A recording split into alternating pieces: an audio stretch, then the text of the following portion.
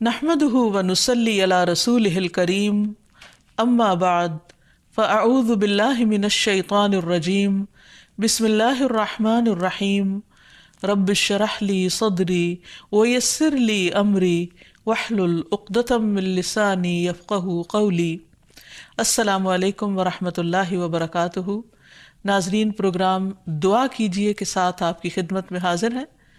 آج ہم انشاءاللہ آپ کے ساتھ گھریلو پریشانیوں سے نجات حاصل کرنے کی دعائیں شیئر کریں گے۔ اس موضوع پر آپ سے گفتگو ہوگی کہ کس طرح ہم اپنے خاندانی زندگی کو، اپنی معاشرتی زندگی کو خوشگوار بنا سکتے ہیں اللہ سبحانہ و تعالیٰ کی مدد کے ساتھ۔ کوشش اپنی جگہ، لیکن ہر کوشش اس وقت فائدہ مند ہو جاتی ہے جب انسان اس کے ساتھ ساتھ اللہ تعالیٰ سے دعا کرتا ہے۔ حدیث میں آتا ہے کہ اللہ سبحانہ و تعالیٰ کے نزدیک دعا سے زیادہ معزز اور کوئی چیز نہیں، یعنی سب سے زیادہ اللہ تعالیٰ جس چیز کو بندے کی ویلیو کرتے ہیں وہ دعا مانگنا ہے۔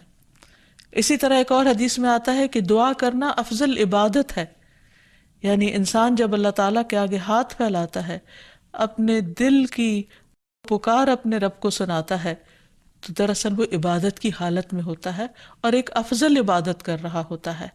اس لیے کثرت کے ساتھ دعائیں کرتے رہنا چاہیے، لیکن یاد رہے کہ دعا کرنے سے پہلے اللہ سبحانہ و تعالیٰ کی تعریف ضرور کی جائے۔ اس سلسلے میں تعریف کے بے شمار کلمات ہمیں احادیث کی کتابوں میں ملتے ہیں۔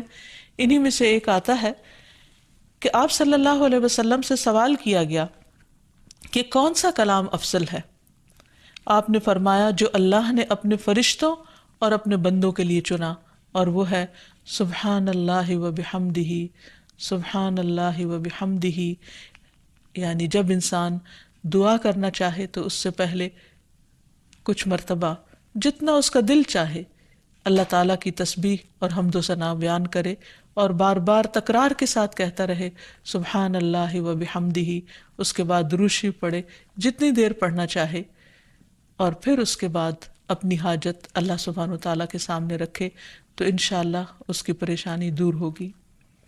جہاں تک گھریلو پریشانیوں کا تعلق ہے تو اس میں ہم دیکھتے ہیں کہ ہر گھر کے اندر کوئی نہ کوئی چیز ایسی ہو جاتی ہے کہ جس سے باہمی تعلقات میں بدمزگی پیدا ہو جاتی ہے۔ بعض افراد کی طبیعت میں غصہ زیادہ ہوتا ہے، بعض لوگ جھگڑالو ہوتے ہیں، بعض لوگ شکی مزاج کے ہوتے ہیں، بعض لوگوں کو اونچا بولنے کی عادت ہوتی ہے، بعض لوگ دوسروں کو مختلف باتوں پر زج کرتے رہتے ہیں، بعض لوگ اپنی ذمہ داریوں کو ٹھیک سے نہیں نبھاتے۔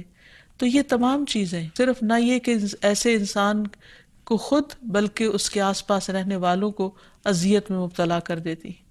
اب اس میں انسان بعضوں کو سمجھانے سے بھی کام لیتا ہے، دوسروں سے بھی مدد لیتا ہے، لیکن پھر بھی مسئلہ حل نہیں ہوتا۔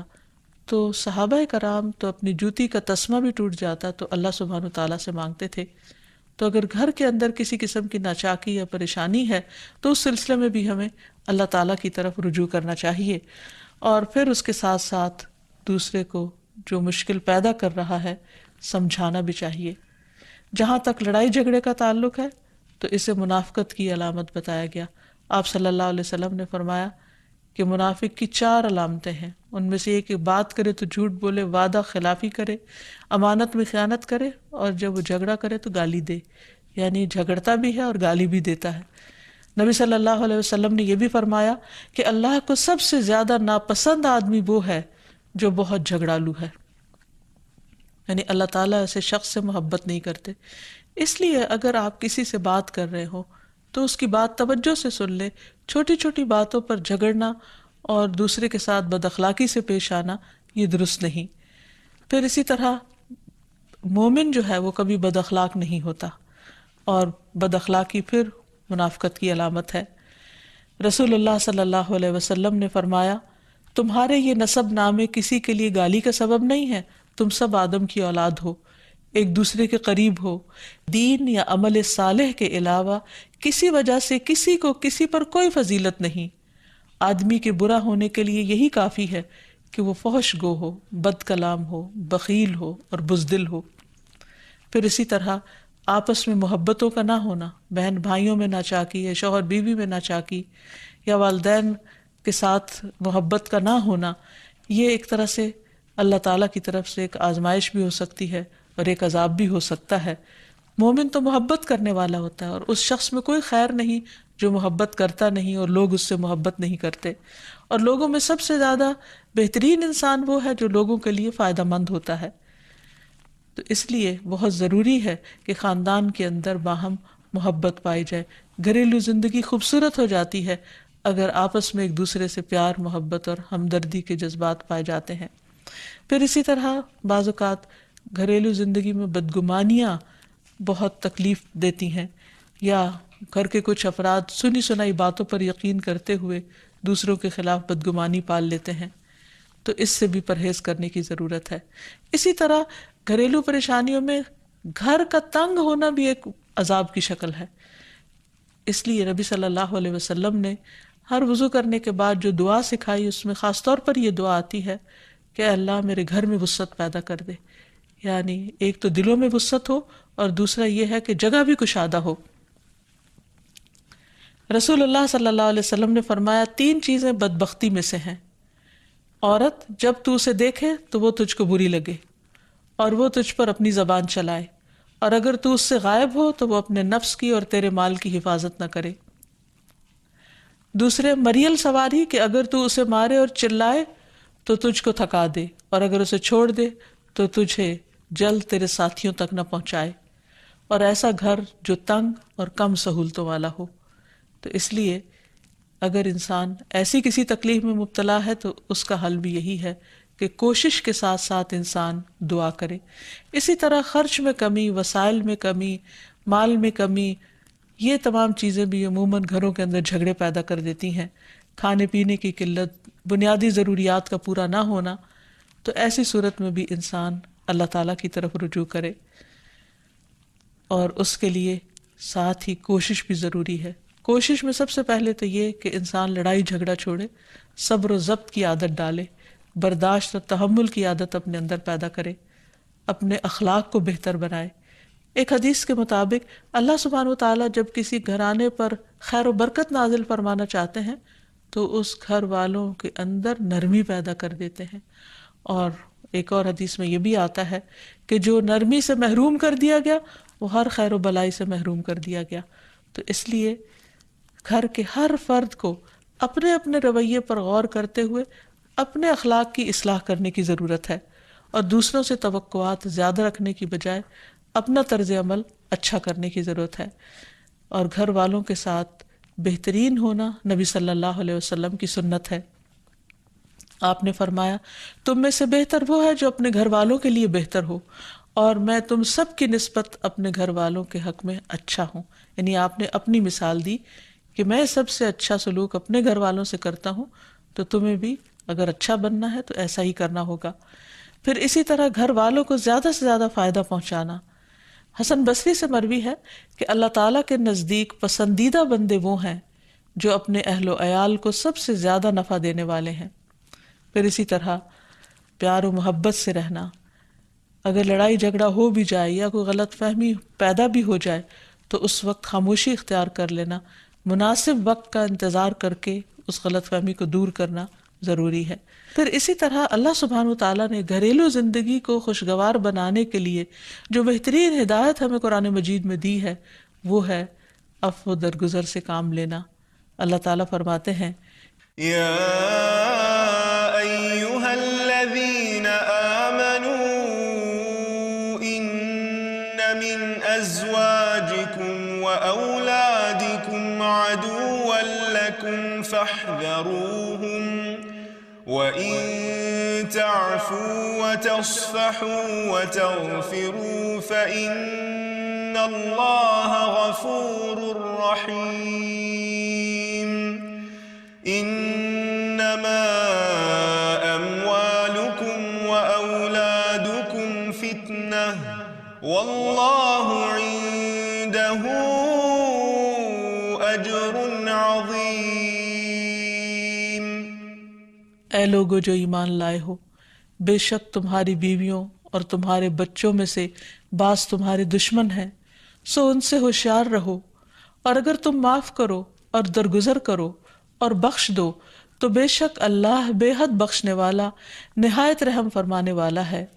تمہارے مال اور تمہاری اولاد تو محض ایک آزمائش ہے، اور جو اللہ ہے اسی کے پاس بہت بڑا اجر ہے۔ یعنی انسان کو بعض اوقات اپنی ہی بیوی یا بیوی کو اپنے ہی شوہر سے، اور بعض اوقات اپنے ہی بچوں سے یا اپنے ہی والدین سے دشمنی کا اندیشہ ہو سکتا ہے، اور وہ ایک دوسرے کے لیے مصیبت اور بلا ہو سکتے ہیں، لیکن ایسی صورت میں بھی انسان کا گزارا نہیں ہو سکتا جب تک ایک دوسرے کو معاف نہ کرے۔ زندگی کی گاڑی نہیں چل سکتی جب تک انسان دوسروں کے قصور اور غلطیاں ان سے درگزر نہ کرے، کیونکہ ہر انسان کبھی غصے کی وجہ سے، کبھی جہالت کی وجہ سے، کبھی جلد بازی کی وجہ سے، کبھی لوگوں کے اکسانے پر اپنے پیاروں کے ساتھ زیادتیاں کر جاتا ہے۔ تو ایسی صورت میں انسان اگر چاہتا ہے کہ اس کی زندگی خوشگوار ہو تو اسے معاف کرتے رہنا چاہیے۔ نبی صلی اللہ علیہ وسلم کے اخلاق کے بارے میں جب پوچھا گیا تو حضرت عائشہ کہتی ہیں کہ آپ طعن و تشنیع کرنے والے نہ تھے، یعنی طعنے نہیں دیتے تھے، یعنی اگر کسی سے غلطی ہو جاتی تو اسے بار بار یاد نہیں کراتے تھے، فحش کام نہیں کرتے تھے، بازاروں میں چیخنے والے اور برائی کا بدلہ برائی سے دینے والے نہ تھے، بلکہ معاف کرنے والے اور درگزر کرنے والے تھے۔ اور حقیقت یہ ہے کہ جو جس کے جتنا قریب ہوتا ہے، جیسے گھر والے ہیں، اس کی غلطیاں اور اس کی کمزوریاں زیادہ سامنے آتی ہیں، اور پھر وہ ریپیٹڈلی سامنے آتی ہیں، بار بار سامنے آتی ہیں، تو ایسی صورت میں معاف کرنا بھی مشکل لگتا ہے، لیکن پھر بھی معاف کیے بغیر گزارا نہیں۔ پھر اسی طرح یہ ہے کہ انسان اگر ہمیشہ دوسروں کا حق ادا کرنے کی فکر کرے تو اس سے بھی بہت سے جھگڑے ختم ہو جاتے ہیں۔ شوہر اگر بیوی کو حق دینے والا ہو، بیوی خوشی سے شوہر کا حق دینے والی ہو، بہن بھائی ایک دوسرے کے اوپر قربانی کرنے والے ہوں، یعنی ایثار کرنے والے ہوں، تو ایسی صورت میں گھر کا ماحول بہت خوشگوار ہو سکتا ہے۔ عورت کے بارے میں فرمایا نبی صلی اللہ علیہ وسلم نے کہ عورت اس وقت تک ایمان کی حلاوت نہیں پا سکتی جب تک کہ وہ اپنے شوہر کا حق ادا نہیں کرتی۔ اسی طرح شوہر کے لیے نبی صلی اللہ علیہ وسلم کا یہ اسوہ حسنہ بہترین ہے کہ آپ صلی اللہ علیہ وسلم اپنے گھر ہوتے ہوئے اپنے گھر والوں کے کام کاج میں ہاتھ بٹایا کرتے تھے، ان کی خدمت کیا کرتے تھے۔ جب نماز کا وقت ہوتا تو فوراً نماز کے لیے تشریف لے جاتے۔ آپ اپنے چھوٹے چھوٹے کام خود کر لیا کرتے تھے۔ یعنی اس سے بھی یہ پتہ چلتا ہے کہ خوشگوار گھریلو تعلقات میں دوسرے پر بوجھ نہ بننا ایک بہت اہم نقطہ ہے، کیونکہ اگر ہر انسان اپنی ذمہ داری خود لے لے تو دوسروں کے لیے وہ خوشگوار ہو جاتا ہے۔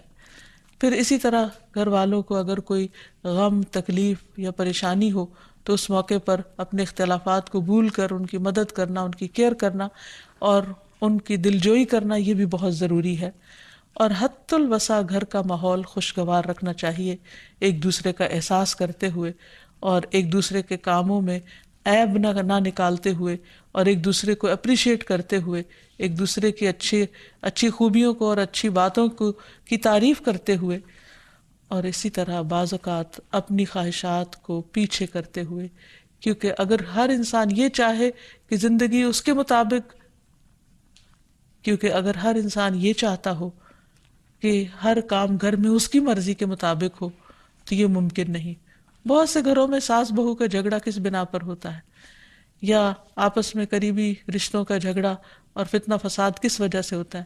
کیونکہ ہر شخص یہ چاہتا ہے کہ گھر کا نظام اس کی مرضی کے مطابق ہو، حالانکہ ایسا ہونا ممکن نہیں۔ تو اس لیے ہر انسان کو اپنی رائے بھی دینی چاہیے، لیکن دوسروں کی رائے کا بھی احترام کرنا چاہیے، اپنی ضرورت بھی پوری کرنی چاہیے، لیکن اس کے ساتھ ساتھ دوسروں کی ضروریات کا بھی خیال کرنا چاہیے۔ پھر اسی طرح بہت سے معاملات میں قناعت اختیار کرنی چاہیے، کیونکہ یہ زندگی بذات خود ایک امتحان ہے، اور اصل عیش و عشرت کی جگہ جنت ہے، دنیا نہیں، یا دنیا کا گھر نہیں۔ تو اس لیے ضروری ہے کہ مشکل حالات میں انسان اپنے عزیزوں کا، پیاروں کا، گھر والوں کا ساتھ دے، ان کی مدد کرے۔ مثلا شوہر کے اگر معاشی حالات تنگ ہیں تو بیوی ناجائز مطالبات نہ کرے، اسی طرح اگر بیوی بیمار ہے تو شوہر اس سے بہت زیادہ گھر کے کام کا مطالبہ نہ کرے۔ تو ایک دوسرے کے حالات کی رعایت کرتے ہوئے اگر انسان ایک دوسرے سے توقعات رکھے تو اس سے بھی حالات بہت خوشگوار ہو سکتے ہیں۔ اور پھر یہ کہ ہمیشہ دوسروں کی چھوٹی چھوٹی ایفرٹ پر ان کے لیے شکر گزاری کے جذبات ہونے چاہیے۔ مثلاً اگر کوئی آپ کو گھر میں پانی پلا دے تو آپ اس پر بھی شکریہ بولیں۔ ہم عام طور پر اگر گھر سے باہر کہیں ہوتے ہیں اور کوئی ہمارے ساتھ تھوڑے سا بھی احسان کا معاملہ کرے تو ہم اس کے احسان کو مانتے ہیں، لیکن گھر والوں کا احسان ماننا ایک مشکل کام لگتا ہے. تو اس لیے اگر ہم چاہتے ہیں کہ گھریلو زندگی خوشگوار ہو تو اس میں گھر والوں کے احسان کو بھی ماننا ضروری ہے. اور پھر چھوٹی چھوٹی اذیتوں کو بہت مینشن نہیں کرنا چاہیے، ان کا ذکر نہیں کرنا چاہیے، ان پر صبر کرنا چاہیے. تو جو شخص شکر اور صبر سے کام لیتا ہے اس کی زندگی لازماً خوشگوار ہوتی ہے. لیکن اس کے باوجود بھی اگر گھریلو زندگی میں تنگی ہو، تکلیف ہو، آپس کی ناچاکی ہو، دشمنی ہو، پریشانی ہو، بہت بے چینی ہو، تو پھر اللہ سبحانہ و تعالیٰ ہی کی طرف رجوع کرنا چاہیے. کیونکہ قرآن مجید میں آتا ہے وَإِن يُرِدْكَ بِخَيْرٍ فَلَا رَادَّ لِفَضْلِهِ يُصِيبُ بِهِ مَن يَشَاءُ مِنْ عِبَادِهِ وَهُوَ الْغَفُورُ الرَّحِيمُ. اور اگر اللہ تجھ سے کوئی بھلائی کرنا چاہے تو کوئی اسے ٹالنے والا نہیں، وہ اپنے بندوں میں سے جسے چاہے فضل سے نوازتا ہے اور وہ بخشنے والا اور رحم کرنے والا ہے. تو اس لیے چھوٹی چھوٹی تکلیفوں پر بھی فوراً اللہ کا ذکر، اللہ کی یاد، اللہ کی تسبیح انسان کے دل کو سکون بخشتے. اور نبی صلی اللہ علیہ وسلم نے خصوصاً اپنی پیاری بیٹی فاطمہ رضی اللہ تعالی عنہا کو جب وہ گھر کے کام کاج کر کے تھک جاتی تھی، کیونکہ اپنے ہاتھ سے چکی پیستی، اپنے ہاتھ سے آٹا گوندتی، اپنے ہاتھ سے اپنے گھر کے کام کاج کرتی، بچوں کو لک آفٹر کرتی، تو بہت تھک جاتی تھی. اور اسی تھکاوٹ کی وجہ سے انہوں نے ایک دفعہ نبی صلی اللہ علیہ وسلم کے پاس جب کچھ قیدی آئے تو خادم کا مطالبہ کیا، لیکن آپ صلی اللہ علیہ وسلم نے ان کو خادم دینے کی بجائے یہ تسبیحات سکھائی اور فرمایا کہ جب تم اپنے بستر پر جانے لگو تو 33 بار سبحان اللہ، 33 بار الحمدللہ اور 34 بار اللہ اکبر پڑھ لیا کرو. اور اسی لیے یہ تسبیحات فاطمہ کے نام سے بھی معروف ہیں. تو رات کو خاص طور پر بستر پر لیٹ کر یہ تسبیحات ضرور پڑھ لینی چاہیے، کیونکہ یہ گھریلو کام کاج کی تھکاوٹ کا بہترین علاج ہے اور خادم کی جگہ کفایت کرنے والی دعائیں ہیں. پھر اسی طرح گھر میں وسعت اور کشادگی کی دعا، اللہم اغفر لی ذنبی ووسع لی فی داری وبارک لی فی رزقی. اے اللہ میرے گناہ معاف کر دے، میرے گھر میں وسعت پیدا کر دے اور میرے رزق میں برکت عطا کر دے. پھر اسی طرح چھوٹی چھوٹی پریشانیوں کے سلسلے میں، مثلاً بچے کو چوٹ لگ گئی یا اچانک کسی وبائی مرض کا کوئی شکار ہو گیا، تو علاج معالجے کے ساتھ ساتھ دعا کرنا ضروری ہے.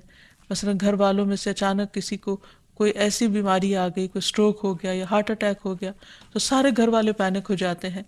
ایسی صورت میں پریشانی کا صرف اظہار کرتے رہنے سے اور غمگین رہنے سے مریض کی مدد نہیں کی جا سکتی. تو اس موقع پر اللہ تعالیٰ سے دعا کرنی چاہیے. اور ایک بہت خوبصورت دعا جو نبی صلی اللہ علیہ وسلم نے حضرت اسماء بنت امیس کو سکھائی تھی کہ آپ نے فرمایا کیا میں تمہیں ایسے کلمات نہ سکھاؤں جن کو تم پریشانی کے وقت پڑھا کرو. اور وہ کلمات ہیں اللہ اللہ ربی لا اشرک بہ شیئا، اللہ ہی میرا رب ہے، میں اس کے ساتھ کسی چیز کو شریک نہیں بناتی. اور آخر میں یہ کہ گھر والوں کی باہمی محبت اور الفت اور تعلقات کی بہتری کی دعا کرنی چاہیے جو پیارے نبی صلی اللہ علیہ وسلم نے ہمیں سکھائی ہے. وہ دعا ہے اللہم الف بین قلوبنا واصلح ذات بیننا واہدنا سبل السلام ونجنا من الظلمات الى النور وجنبنا الفواحش ما ظہر منها وما بطن وبارک لنا فی اسماعنا وابصارنا وقلوبنا وازواجنا وذریاتنا وتب علینا انک انت التواب الرحیم وجعلنا شاکرین لنعمتک مثنین بها قابلیہا واتمہا علینا. اے اللہ ہمارے دلوں میں الفت پیدا فرما دے اور ہمارے آپس کے معاملات کی اصلاح کر دے، ہمیں سلامتی کے راستوں کی رہنمائی فرما اور ہمیں اندھیروں سے نجات دے کر نور کی طرف لے آ، اور ہمیں تمام ظاہری اور چھپی بدکاریوں سے محفوظ رکھ. ہمارے کانوں اور ہماری آنکھوں اور ہمارے دلوں اور ہماری گھر والیوں اور ہمارے بچوں میں برکتیں عطا فرما، ہماری توبہ قبول فرما. بلا شبہ تو بہت زیادہ توبہ قبول کرنے والا اور رحمت کرنے والا ہے. ہمیں اپنی نعمتوں کا شکر ادا کرنے والا بنا اور ان کی تعریف کرنے والا اور ان کو قبول کرنے والا بنا دے، ان نعمتوں کو ہم پر کامل فرما دے، یعنی ان نعمتوں کو ہم پر تمام کر دے۔ تو کس قدر جامع اور خوبصورت دعا ہے جو نبی صلی اللہ علیہ وسلم نے ہمیں سکھائی گھریلو زندگی کو خوشگوار بنانے کے لیے۔ ان دعاؤں کو پڑھتے رہنا چاہیے، یاد کر لینا چاہیے، قبولیت کے مواقع پر پڑھنا چاہیے۔ اگر زبانی یاد نہ بھی ہو تو دیکھ کر پڑھ لینا چاہیے، اور اگر ان کا ترجمہ نہ آتا ہو تو اردو میں پڑھنے میں بھی کوئی حرج نہیں، لیکن اللہ تعالیٰ سے